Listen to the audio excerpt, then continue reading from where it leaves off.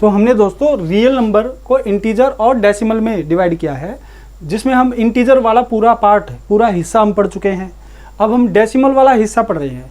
तो डेसिमल भी आपके दोस्तों दो पार्ट्स में बांटे जाते हैं, दो हिस्सों में बांटे जाते हैं। एक होता है टर्मिनेटिंग डेसिमल नंबर, ठीक है, टर्मिनेटिंग डेसिमल नंबर, और आपका नॉन टर्मिनेटिंग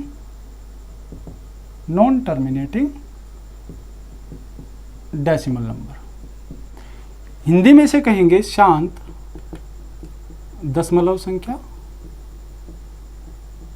और ये होगी आपकी अशांत दशमलव संख्या।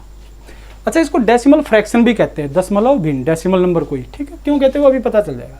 तो जो टर्मिनेटिंग डेसिमल नंबर होते हैं, इनके लिए एक फॉर्म बनाई जाती है कि p/q की फॉर्म में होते हैं, और वहाँ पर q जो है आपका वो 2 की पावर कुछ भी हो सकता है, 2 की पावर n हो सकता है, 5 की पावर n हो सकता है, 10 की पावर n हो सकता है, लेकिन q 0 नहीं हो सकता, ठीक है।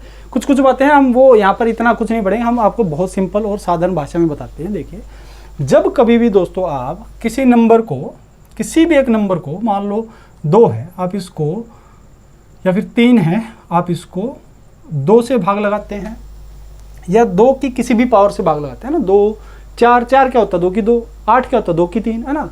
मतलब आप ऐसे नंबर से भाग लगाते हैं जो 2 या 2 की कोई पावर हो, या फिर आप ऐसे नंबर से भाग लगाते हैं जो 5 से या 5 की किसी पावर से भाग लगाया जाए, ठीक है, या फिर 10 से, 2 और 5 दोनों से, है ना। मान लो जैसे 9 को हम 10 या 10 की किसी पावर से।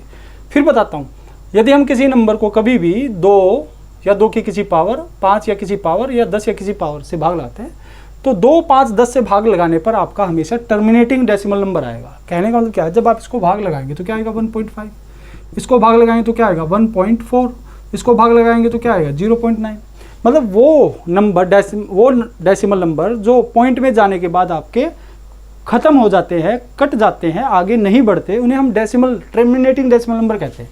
तो जैसे 1.5 हो गया आपका, मान लो ये माइनस था, तो ये माइनस आ जाएगा इधर, है ना, माइनस आ जाएगा, ये -1.4, ठीक है, 0.9, 2.31, -0.697। मतलब पॉइंट में जाने के बाद भी वो कहीं ना कहीं पूरा कट रहा है, ठीक है।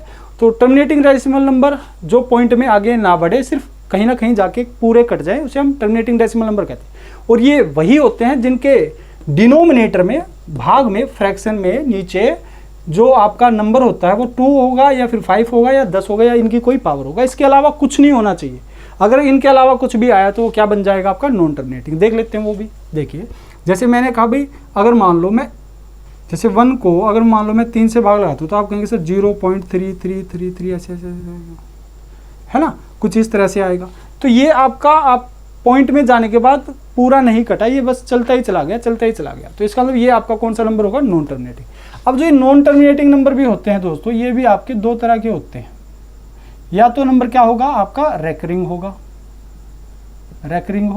या फिर ये नॉन रेकरिंग नंबर होगा, नॉन रेकरिंग नंबर, ठीक है। अब हिंदी में से कहेंगे क्या, आवर्त संख्या,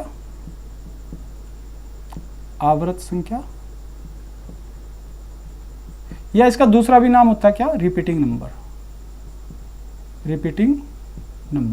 ठीक है। और ये रिपीटिंग नंबर जिसे हम बोलते हैं क्या, पुनरावर्त संख्या।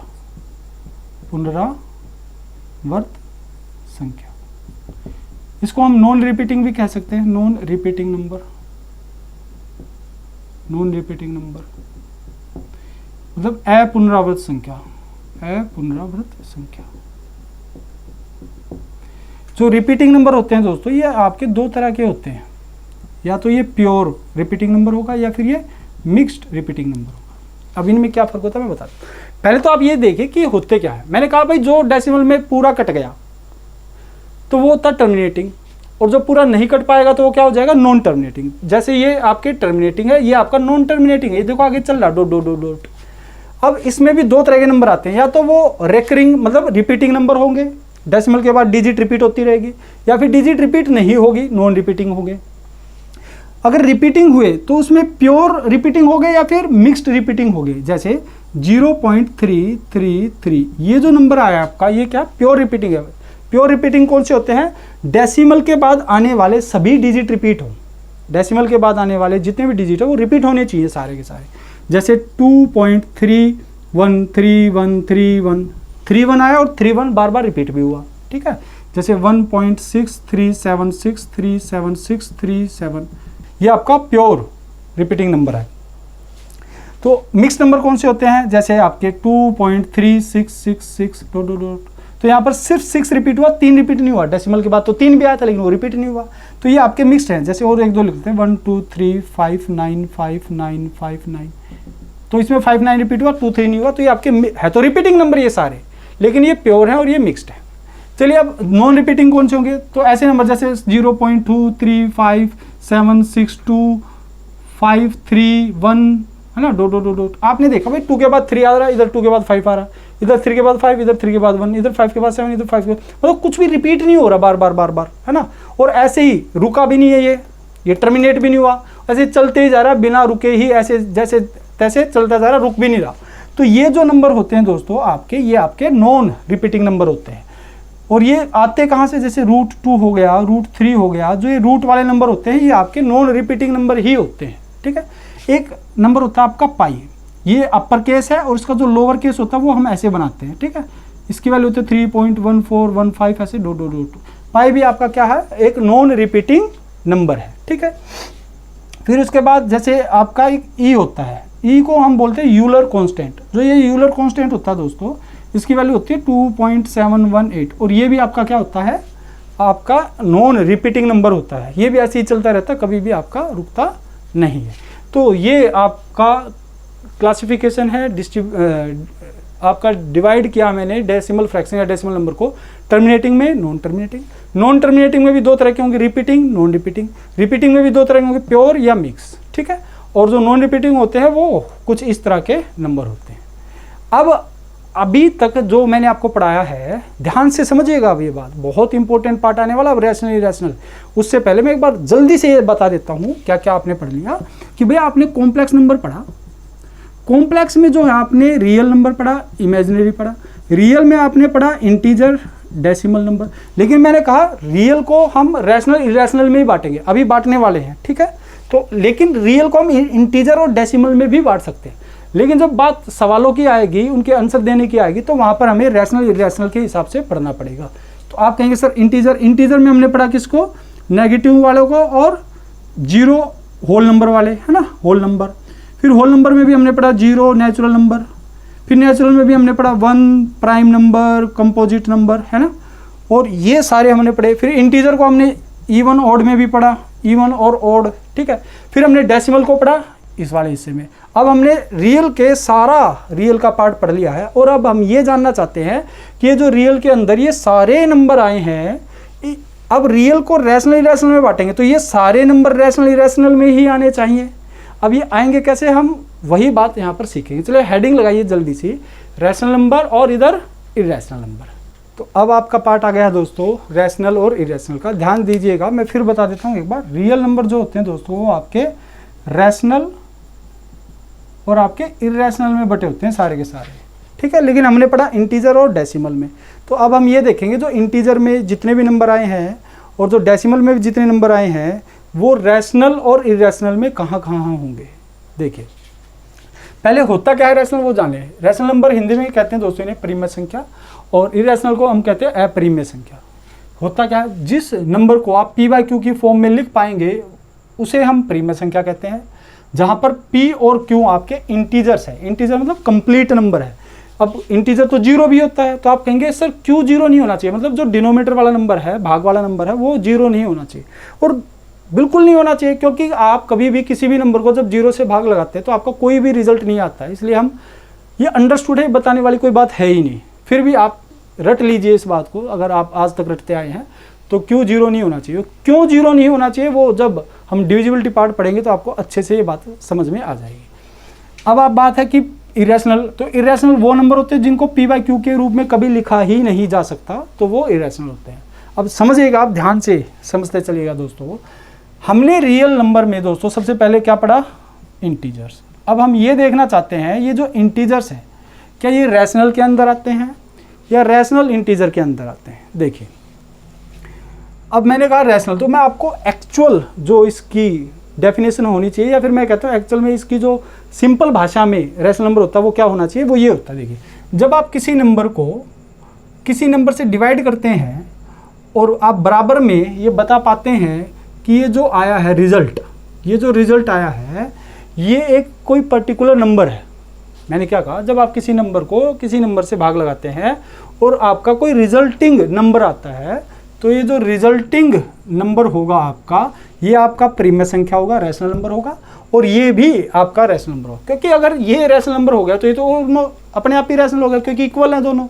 जैसे मैंने कहा भाई 3 को अगर आप 2 से भाग लगाएं तो क्या आएगा 1.5, तो इसका मतलब 3/2 भी रैशनल है और 1.5 भी रैशनल, क्योंकि हम बता पाए ना कि एक जो नंबर है रिजल्टिंग नंबर वो 1.5 है।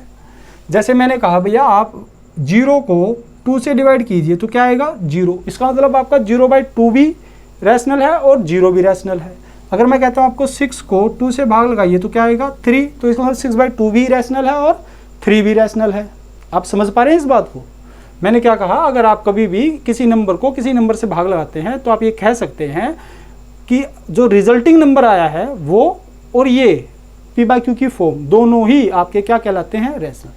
तो आप यहाँ से अगर मान लो आप -7 को 7 से भाग लगाते हैं तो -1 आएगा। अगर मान लो यहाँ पे -14 होगा तो ये -2 आएगा। तो इसका मतलब क्या है, आप एक बात ध्यान से देख पाए, देखिए -2 ये अगर रैशनल है तो ये भी रैशनल है। तो आप बताइए -2, 3, 0 ये सब हैं क्या? आप कहेंगे सर ये इंटीजर्स ही तो हैं। इसका मतलब सारे इंटीजर्स दोस्तों आपके क्या होते हैं, वो रैशनल नंबर होते हैं। बहुत सारे इसको बात को रट के बैठ जाते हैं क्या कि सर इंटीजर जैसे 0 इसके नीचे कुछ नहीं तो 1 लगा लो तो p/q की फॉर्म बन गई, है ना। ऐसे रट के बैठ जाते हैं, भाई 2 है इसके नीचे कुछ नहीं 1 लगा लो बन गया सर p/q की फॉर्म।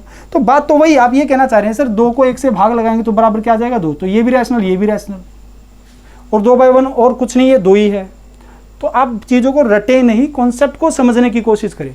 तो ये सारे नंबर आपके क्या है, रैशनल। तो मैंने यहाँ से नोटिस किया कि 0, 3, -2 ये तो इंटीजर्स हैं, इसका मतलब ऑल इंटीजर्स आर रैशनल। तो मुझे ये तो पता चल गया जो रियल नंबर में दोस्तों आपके जो ये कहाँ गया, रियल नंबर में जो आपके इंटीजर होते हैं वो सारे के सारे क्या होते हैं, आपके रैशनल होते हैं। क्या होते हैं, रैशनल। तो लिख लीजिए यहाँ पर, मैं इसको रफ कर देता हूँ दोस्तों, आप इसको नोट कर लीजिएगा एक बार साइड में कहीं पर भी।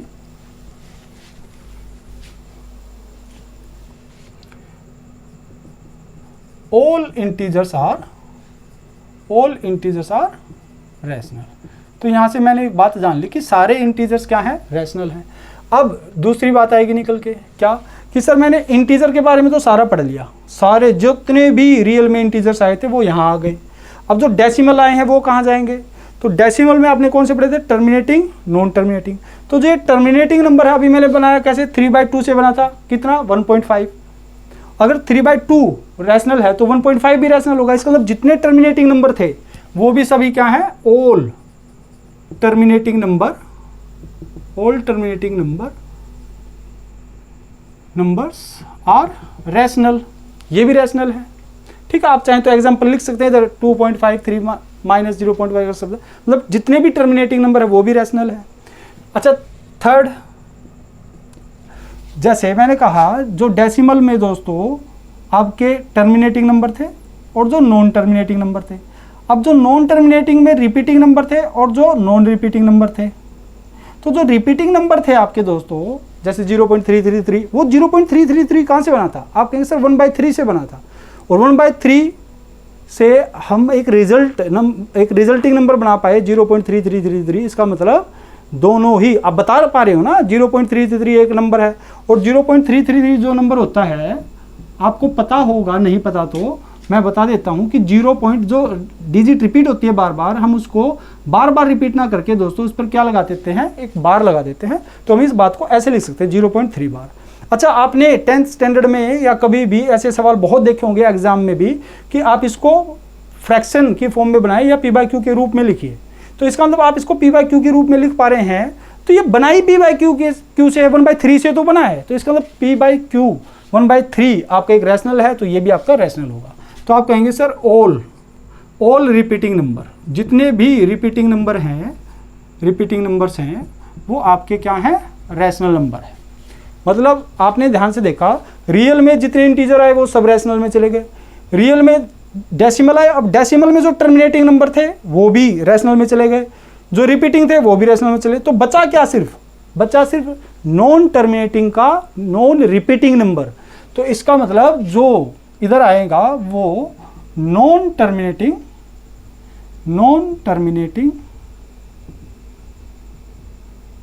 नॉन रिपीटिंग जो नंबर होगा, ये एक ही नंबर है, नॉन टर्मिनेटिंग नॉन रिपीटिंग, ठीक है। ये नॉन टर्मिनेटिंग नॉन रिपीटिंग जो नंबर होगा यही आपका क्या होता है दोस्तों, इर्रेशनल नंबर। बाकी सारे रैशनल होते हैं। जो नॉन टर्मिनेटिंग वाले नंबर होते हैं आपके, जो चलते ही रहते हैं पॉइंट में, कभी रुकते ही नहीं, चलते तो आपके रिपीटिंग वाले भी है लेकिन वो रिपीट करते हैं डिजिट को, तो ये आपके बगैर रिपीट किए जो नंबर आपके चलते रहते हैं डेसिमल में, वही नंबर, सिर्फ वही नंबर आपके क्या कहलाते हैं दोस्तों, इर्रेशनल। और ये कौन कौन से नंबर होते हैं, जैसे 0.23, या आप चाहे 10 लगाएं, चाहे कुछ भी लगाएं आगे, चाहे माइनस लगाएं, आपकी मर्जी है वो, ठीक है ना। मैंने क्या कहा, जैसे 10.236 4 5 3 7 ऐसे डू ना तो रिपीट हो रहा नंबर, ना रुक रहा है, तो इसका मतलब ये आपका, आप कैसे बता पाएंगे कि भाई डेसिमल हटा के कितने पॉइंट आएंगे, कैसे इसको पी बाई क्यू की फॉर्म में। आप अगर ध्यान दें तो मैंने जब वहाँ पर नॉन टर्मिनेटिंग रिपीटिंग नंबर लिखा था तो वो पी बाई क्यू से नहीं बनाया था मैंने, और मैंने आपको बताया था कि ये जो नंबर बनते हैं कहाँ से बनते हैं, रूट से। तो इसमें रूट वाले नंबर भी आपके क्या है, इर्रेशनल नंबर होते हैं आपके। तो √2 हो गया, √3 हो गया, √5 हो गया, √6 हो गया, √7 हो गया, √8 हो गया, √9 नहीं होगा ना, √9 क्या होगा आपका 3 बन जाएगा, √4 क्या होगा 2 बन जाएगा, तो वो रैशनल हो जाएंगे। √4 2 बाहर आ जाएगा, कंप्लीट नंबर बाहर आ गया तो रैशनल। अगर कुछ भी रह गया अंदर, जैसे ये 4 2 से 8 होता है, तो 4 का 2 बाहर आ जाएगा तो 2√2 हो गया, तो ये 2√2 आपका इर्रेशनल ही बोला जाएगा। अच्छा, और जैसे पाई है, पाई की वैल्यू होती है 3.1415, ठीक है, तो ये पाई भी आपका क्या है, इर्रेशनल। देखिए यहाँ से भी बहुत बार सवाल पूछा जाता है कि आपका जो 22/7 है, मान लो यहाँ पे 22/7 है, और जो पाई है ये रैशनल है इरेशनल है। ऐसे क्वेश्चन आता है कि 22/7 रैशनल, ये इरेशनल, या ये इरेशनल ये रैशनल, या दोनों रैशनल या दोनों इरेशनल, कौन सा ट्रू है, ठीक है। ऐसे बहुत बार सवाल आए। तो 22/7 दोस्तों आपका रैशनल नंबर होता है, पी बाई क्यू की फॉर्म है, और जो पाई होता है वो आपका इरेशनल होता है। आप कहेंगे सर पाई की वैल्यू ही तो होती है 22/7, नहीं, बिल्कुल नहीं। जो पाई की वैल्यू होती है दोस्तों वो सिमिलर टू 22/7 होती है, वो इक्वल नहीं होती है, वो लगभग होने वाली होती है, लेकिन एग्जैक्ट कभी भी 22/7 नहीं होती है। तो इसका मतलब पाई की वैल्यू, जो पाई होता है वो आपका इरेशनल है, और जो 22/7 है वो आपका रैशनल है। अच्छा, जैसे 0 यहाँ पे आप कुछ भी लिखें, आप -3 7 आप कुछ भी और एग्जांपल ले सकते हैं, ये सारे आपके 0/3 ये सब क्या है, आपके रैशनल नंबर। 0/3 0 है, और वो मैं ऑलरेडी यहाँ पे बता चुका हूँ, ठीक है। तो ये सब आपके, लेकिन हाँ आपको ये ध्यान देना है कि 2/0 अगर मान लो पूछ ले, किसी के डिनोमीटर में कभी 0 आ जाए तो क्या वो रैशनल होगा, नहीं होगा। लेकिन बच्चे यहाँ पर गलती क्या करते हैं, वो ये कहते हैं सर ये इरेशनल होगा, नहीं, ये आपका ना ही रैशनल है और ना ही ये इरेशनल है, ना ही ये रैशनल है और ना ही ये इरेशनल, इन दोनों में से ये कुछ भी नहीं है। इस बात को आप ध्यान रखिएगा। तो मैंने आपको बताया दोस्तों रैशनल और इरेशनल के बारे में। अब आप खुद बताइए, जितने भी रियल के ये इंटीजर डेसिमल नंबर थे, ये सारे के सारे इसमें बट गए, और सारे के सारे भी सभी रैशनल नंबर में गए हैं। अगर हम मैथ्स में जितने भी रियल नंबर होते हैं वो सारे रैशनल होते हैं, सिर्फ एक नंबर को छोड़ के। कौन से, इरेशनल कौन सा होता है, non terminating non repeating number. जो नंबर रिपीट नहीं होते वो वाले नॉन टर्मिनेटिंग नंबर ही इरेशनल होते हैं, बाकी सारे आपके क्या होते हैं, रैशनल ही होते हैं, ठीक है। तो अगर आपसे कोई अब पूछे कि ठीक है सर, इसका मतलब हमने ये पता लगा लिया कि रियल नंबर एक्चुअल में रैशनल और इरेशनल में ही बटे होते हैं। अच्छा, अब आप मुझे बताएं कि all integers are rational, yes और नो, तो आप कहेंगे सर बिल्कुल। अगर कभी भी ऐसा पूछा जाएगा, अगर कभी भी ऐसे पूछा जाएगा दोस्तों कि जैसे रैशनल, और चलो रैशनल ले लेते हैं, रैशनल में आपके क्या आते हैं, इंटीजर्स आते हैं, है ना, और बहुत सारे नंबर आते हैं। तो अगर कभी नीचे से ऊपर की ओर पढ़ा जाए कि ऑल इंटीजर्स आर रैशनल तो बिल्कुल ट्रू होगा, और अगर कभी ऊपर से नीचे की ओर पढ़ा जाए तो बिल्कुल फॉल्स होगा। ऑल रैशनल आर इंटीजर्स गलत है, ऑल इंटीजर्स आर रैशनल सही है। तो आप मुझे बताइए कि सभी इंटीजर रैशनल होंगे, बिल्कुल ठीक है। सभी टर्मिनेटिंग रैशनल होंगे, ठीक है। सभी रिपीटिंग रैशनल होंगे, बिल्कुल ठीक है। सभी रैशनल इंटीजर होंगे, नहीं। टर्मिनेटिंग भी तो होंगे, पॉइंट वाले भी तो होंगे, रिपीटिंग भी तो होंगे। All irrational are non terminating, बिल्कुल सही है। ऑल इरेशनल यही तो होते हैं, इसमें और कुछ होता ही नहीं है। ऑल टर्मिनेटिंग आर इरेशनल, बिल्कुल। तो ये वाइस वर्सा भी है और सही भी है। बाकी इसके अलावा कभी भी ऊपर से नीचे आपका ट्रू नहीं होता है, नीचे से ऊपर सारे ट्रू होते हैं ऑल में। जैसे अगर मैं बात करता हूँ ऑल इंटीजर्स आर रियल, आप कहेंगे सर बिल्कुल ट्रू है, ये तो हमने पढ़ा था। ऑल डेसिमल आर रियल, बिल्कुल ट्रू है। ऑल रियल आर इंटीजर, नहीं, क्योंकि उसमें डेसिमल भी तो होते हैं।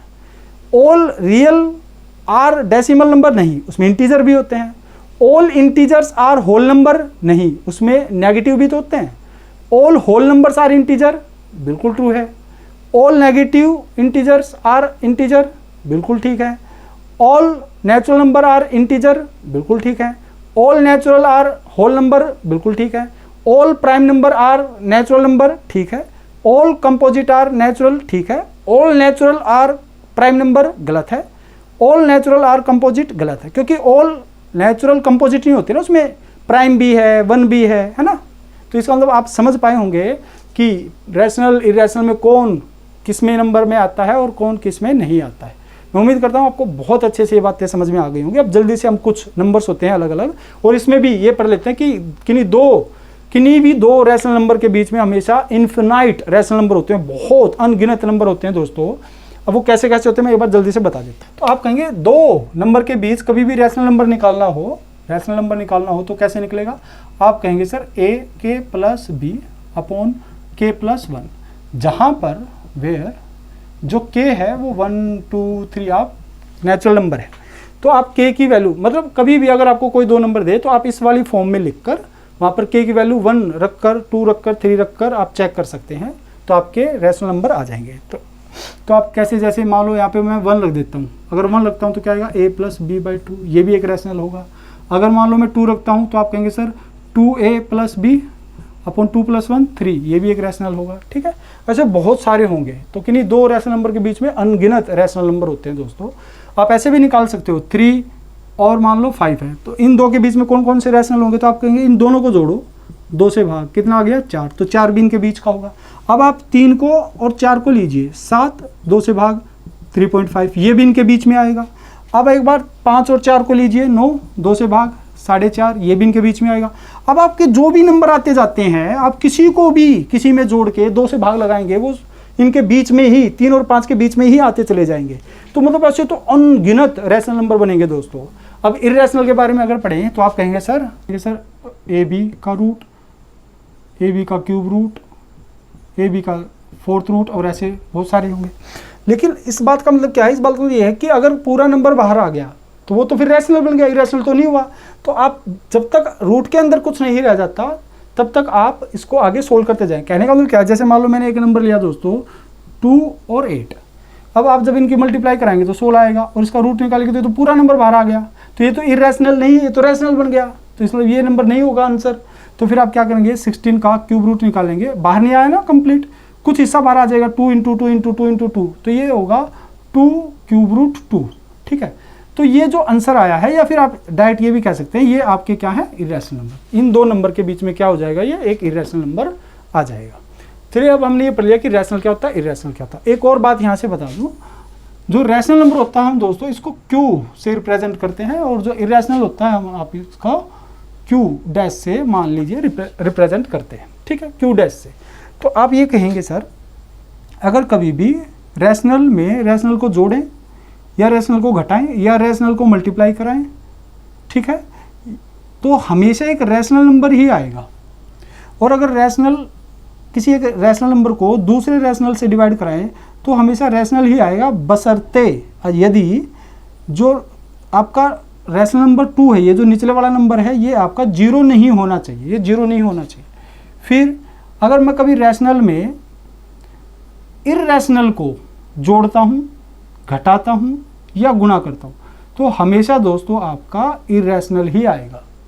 अगर रैशनल और इरेशनल को जोड़ें, घटाएं या गुणा करें तो हमेशा इरेशनल आएगा।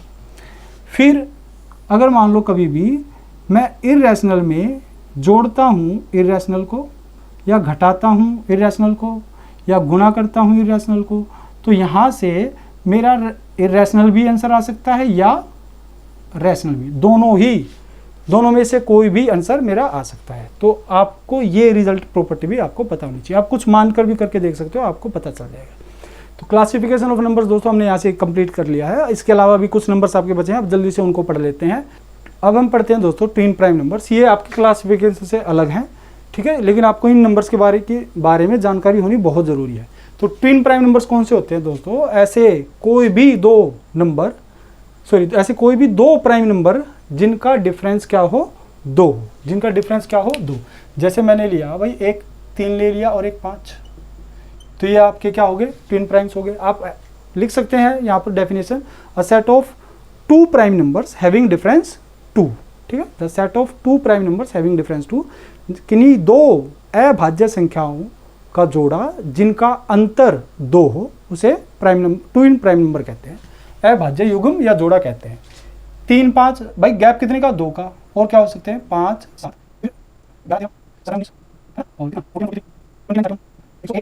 और इससे पहले भी हैं 71 73 है ना, बहुत सारे हैं, दुनिया भर के हैं, लेकिन मैंने कुछ आपको लिखकर दिखाए। फिर को प्राइम नंबर कौन से होते हैं? को प्राइम नंबर होते हैं a set of any 2 number, लिख लीजिएगा आप, मैं बोल रहा हूँ a set of any 2 number, मैंने प्राइम नंबर नहीं बोला, a set of any 2 numbers having HCF 1, ऐसी कोई भी दो संख्याएं जिनका महत्तम समापवर्तक HCF 1 हो। तो इसका मतलब क्या है दोस्तों? जैसे मैंने मान लो, मतलब HCF क्या होना चाहिए? आप कहेंगे सर 1 होना चाहिए। तो जैसे मैंने मान लो मैंने एक नंबर लिया 2 और एक नंबर लिया 3, तो इनका HCF ऐसे कौन सा नंबर है जो इन दोनों को ही काटेगा? तो आप कहेंगे सर 1 ही है, इसके अलावा कोई नहीं है। तो दोनों को भाग देने वाला, सभी को डिवाइड करने वाला नंबर ही HCF होता है। तो 1 के अलावा अगर कोई डिवाइड करेगा तो फिर आपका को प्राइम नंबर नहीं होगा, अदरवाइज ये आपका को प्राइम होगा। मतलब आपका 1 के अलावा कुछ भी कॉमन नहीं आना चाहिए। और देखते हैं, जैसे मैंने कहा भाई 5 और 9 प्राइम नंबर हो जरूरी है? जरूरी नहीं है, कोई भी 2 नंबर हो तो इनमें कुछ कॉमन आएगा नहीं, तो ये भी आपका को प्राइम है। मैंने कहा 3 12 ये को प्राइम है, आप कहेंगे नहीं सर, क्योंकि ये भी 3 से कटता है और ये भी 3 से कटता है, मतलब 3 कॉमन आ जाएगा। कॉमन सिर्फ एक आ सकता है, उसके अलावा कुछ नहीं आ सकता, तो ये को प्राइम नंबर नहीं है। या फिर आप ये भी कह सकते हैं कि जो भी 2 संख्याएं हैं, आप चाहे 2 से ज़्यादा भी ले लीजिए, मैं कहता हूँ कोई भी नंबर लीजिए 2 या 2 से ज़्यादा, अगर उनका रेशियो जब आप निकालें और वो वही आता है जो नंबर हैं, तो इसमें वो को प्राइम है। जैसे मैं कहता हूँ भाई 8 और 9, क्या ये को प्राइम है? आप कहेंगे सर 2 लगातार, कोई भी 2 लगातार नंबर को प्राइम होते हैं, अगर दोनों प्राइम है तो भी को प्राइम हो गए। इनके अलावा अगर मैं बात करूं, जैसे मान लीजिए मैंने एक लिया 8 और एक लिया 25, तो क्या ये को प्राइम है? आप कहेंगे सर किससे कटेगा? कटेगा ही नहीं किसी से, कोई भी, ये 2 से कटेगा, लेकिन ये तो नहीं कटेगा ना। तो इनका रेशियो अगर निकालूं तो रेशियो क्या आएगा? 8:25, वही रेशियो आता है जो नंबर, इसलिए ये को प्राइम है। कहने का इनमें कुछ भी कॉमन नहीं है, तो ये को प्राइम है। मैं उम्मीद करता हूँ ये समझ गए होंगे। इसी का नाम रिलेटिवली प्राइम होता है, सापेक्षित अभाज्य संख्या, म्यूचुअली प्राइम नंबर, ये सारे एक ही बात को बताते हैं। और अक्सर जो आपका नाम लिखा आता है वो को प्राइम नंबर लिखा जाता है, कभी कभी रिलेटिवली प्राइम आता है। जो पैलिंड्रोम नंबर होते हैं, हिंदी में से कहते हैं विलोमपद संख्या। तो विलोमपद संख्या, मैंने शायद किसी एक वीडियो में पैलिंड्रोम को पूर्णकालिक संख्या लिख दिया था, वो गलत है दोस्तों, वो गलती से लिखा गया। विलोमपद संख्या इसका सही जो हिंदी में अनुवाद है होता है।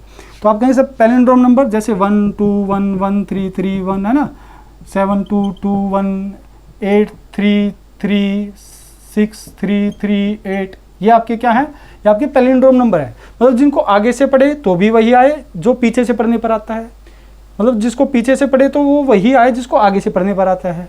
जैसे 1 3 3 1 1 3 3 1 7 2 2 1 नहीं 7 2 2 7 7 2 2 7 8 3 3 6 3 3 8 8 3 3 6 3 3 8, ठीक है। मतलब आगे से पढ़े या पीछे से पढ़े बात सेम है। सक्सेसर, किसी भी नंबर का सक्सेसर आपको बताना है तो वो उस नंबर में 1 ऐड करने पर आता है। अगर आपको 8 का बताना है तो ये 9 होगा, 9 का बताना है तो 10 आएगा। हिंदी में प्रावर्ती अनुक्रमिक संख्या कहते हैं। प्रीडिसेसर, किसी भी नंबर का आप प्रीडिसेसर निकालते हैं, पूर्ववर्ती संख्या निकालते हैं, मतलब x का अगर प्रीडिसेसर बताना तो उसमें से 1 घटा दो। अगर आपको मान लो 10 का बताना है तो 9 होगा, 1000 का बताना है तो 999 होगा। तो मैं उम्मीद करता हूँ ये नंबर भी आपको समझ में आ गए होंगे। अब इनसे अलग कौन कौन से नंबर होते हैं वो भी जान लेते हैं।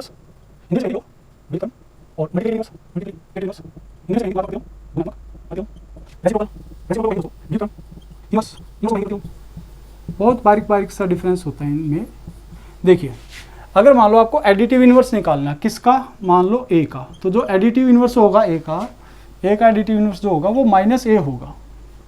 मतलब आप कभी भी, ये होता क्या है, एडिटिव इनवर्स का मतलब होता है -1 से मल्टीप्लाई, -1 से मल्टीप्लाई, इसका मतलब क्या होगा, -1 से गुणा। ठीक है, ये इस बात का मतलब है। तो अगर आप -1 से गुणा करते हैं तो आपका जो नंबर आएगा वो एडिटिव इनवर्स आएगा। जैसे a का एडिटिव इनवर्स क्या होगा, आप इसको -1 से मल्टीप्लाई करो तो -1 -a आ जाएगा। या फिर आप सीधा एक बात कहें, आप साइन को पलट दें। जैसे अगर आपको 3 का बताना है तो -3 होगा, -7 का बताना है तो 7 होगा। बस आपको साइन पलट के बताना है, एडिटिव इनवर्स आ जाएगा। अगर आपसे कभी मल्टीप्लिकेटिव इनवर्स पूछे तो इस बात का मतलब क्या होता है, जैसे मुझे मल्टीप्लिकेटिव इनवर्स बताना है किसका, a/b का, तो आप कहेंगे सर a/b का जो मल्टीप्लिकेटिव इनवर्स होगा ऐसे नंबर से मल्टीप्लाई कराएं जो ये 1 लेकर आए। a/b को ऐसे नंबर से मल्टीप्लाई कराओ कि ये 1 बन जाए। तो आप कहेंगे सर इसका मतलब मैं a/b को यहाँ पर कर रहा हूँ, a/b को अगर 1/a/b से ही मल्टीप्लाई कराऊँ तो a/b से a/b कट जाएगा और ये क्या आ जाएगा, 1 आ जाएगा, है ना।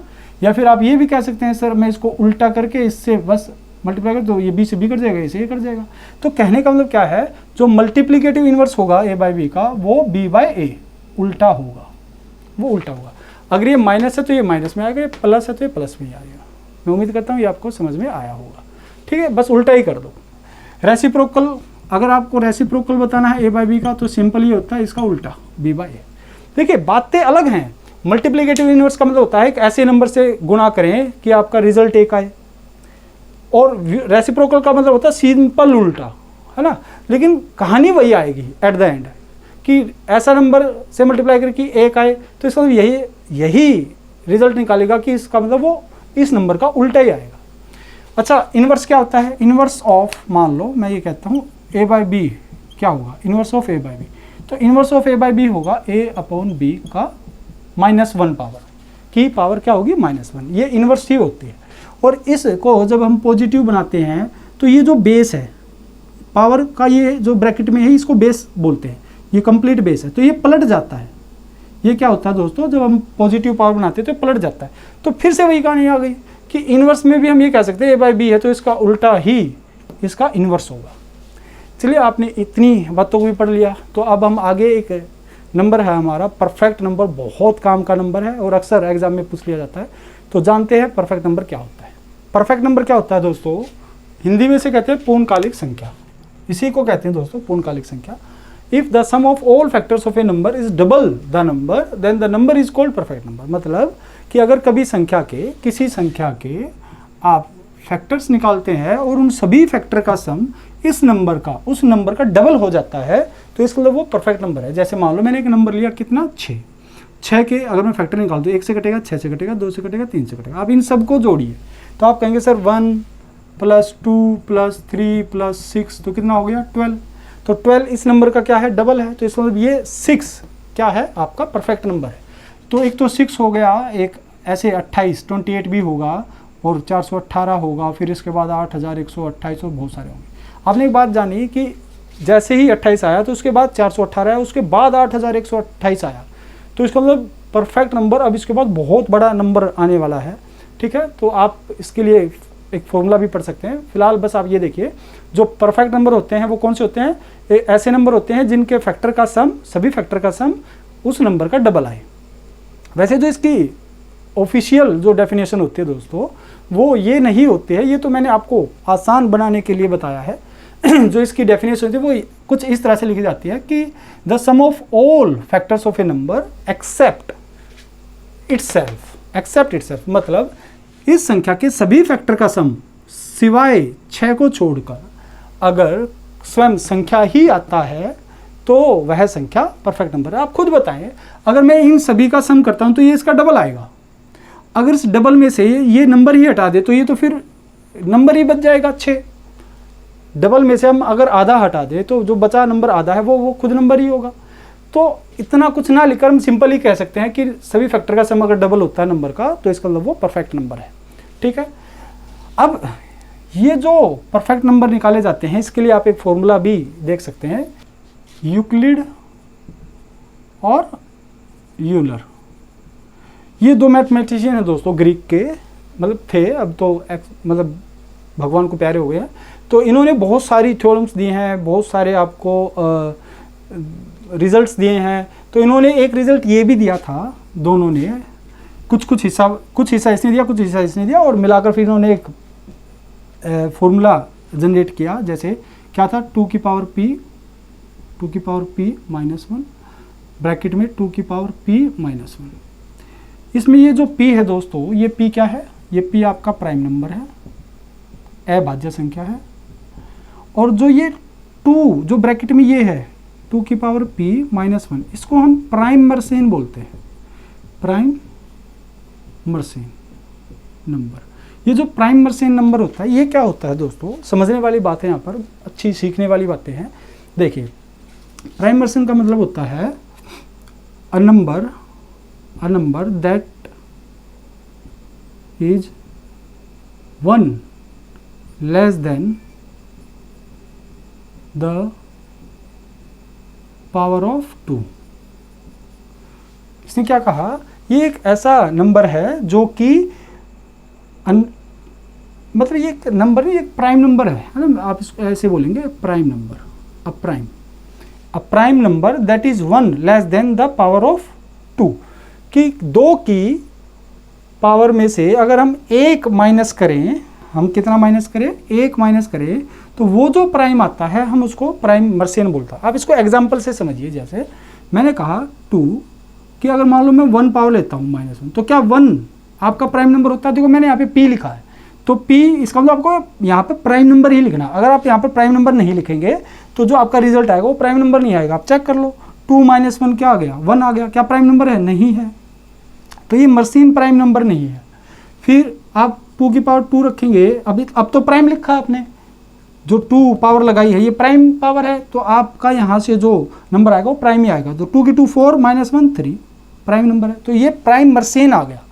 2 की किसी पावर में से अगर आप -1 करेंगे और वो प्राइम नंबर आता है तो उसे हम प्राइम मर्सेन बोलते हैं। और प्राइम नंबर तभी आएगा जब आप यहाँ पर प्राइम पावर रखेंगे। 2 की 3, अब ये भी प्राइम है तो -1, 8 में से 1 गया 7, बिल्कुल से प्राइम मर्सेन आएगा। 2 की 4, क्या प्राइम मर्सेन आएगा, नहीं आएगा, क्योंकि ये प्राइम नंबर ही नहीं है, ये प्राइम नंबर ही नहीं है, तो ये आएगा 16 में से 1 गया 15। आप चेक कर लो, ये नहीं होगा, है ना, ऐसे ही। तो 2 की 5 आप रखेंगे, 32 में से 1 गया 31, तो 2 की 6 रखेंगे तो नहीं आएगा, 2 की 7 रखेंगे तो आ जाएगा। 128 -1 127, ये भी आपका प्राइम होता है। तो आपने यहाँ से एक बात सीख ली कि जो आपके मान लो यहाँ से जो प्राइम नंबर आते हैं, प्राइम मर्सेन आते हैं, वो तभी आते हैं जब आप यहाँ पे प्राइम नंबर रखते हैं, और इस वाले हिस्से को ही हम प्राइम मर्सेन बोलते हैं। ये 3 7 है ना, ये 31 127, ये जब आते हैं यहाँ पर, इसको प्राइम मर्सेन बोलते हैं। मैं कहता हूँ अगर आपको इतना ये नहीं समझना तो आप छोड़िए इस बात को, आप बस क्या करेंगे, यहाँ पर प्राइम नंबर कोई भी रखेंगे, p की जगह कोई भी प्राइम नंबर रखेंगे तो आपका क्या आएगा, परफेक्ट नंबर आ जाएगा। सबसे छोटा प्राइम क्या होता है, 2। अगर आप यहाँ पे 2 रखेंगे तो देखो इसमें लगाता हूँ मैं, आप कहेंगे सर 2 -1, 2 की पावर 2 -1, तो ये कितना हो गया, 2 -1 1, 2 की पावर 1 2 आ गया, ये हो गया 4 -1 3, तो 6। तो सबसे पहला परफेक्ट नंबर क्या होगा, 6। अगर मान लो आप यहाँ पे 3 रखते हैं तो 3 में से गया 2, 2 की पावर 2 क्या होगा, 4 इंटू 2 की पावर, भाई 3 रखा ना, 3 2 की 3 8, 8 में से गया 7, तो कितना आ गया 28। तो ऐसे ही जैसे अब आप 5 रखेंगे तो आपका ये 418 आएगा, जैसे ही आप 7 रखेंगे तो ये आएगा, और जैसे ही आप 11 रखेंगे तो आप समझते हो कितना बड़ा नंबर आएगा, है ना। तो मैं उम्मीद करता हूँ आपको ये परफेक्ट नंबर अच्छे से समझ में आ गया होगा। अब यहाँ से अगर मैं और बात करूँ, देखिए यहाँ से और अगर हम आगे चलें, थोड़ा सा और पढ़ें, क्योंकि सारी काम की ही बातें हैं दोस्तों और आपके एग्जाम में अक्सर पूछी जाती हैं। आपको बताना दोस्तों, 10 तक आने